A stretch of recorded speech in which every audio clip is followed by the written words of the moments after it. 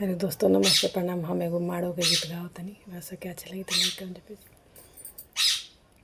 अरे माड़ो पूजे चलेली बेटी हो, सुंदर बेटी के सिया गईले अझुराई।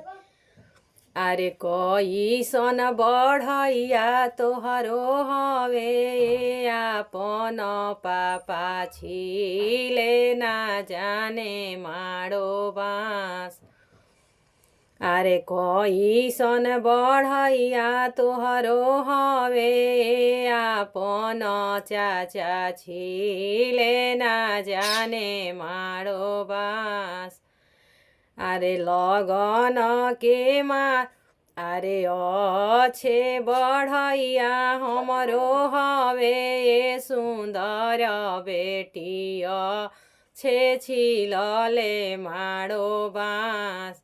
अरे लगन के मारल तुहु हऊ, सुंदर बेटी के सिया गईले अझुराई।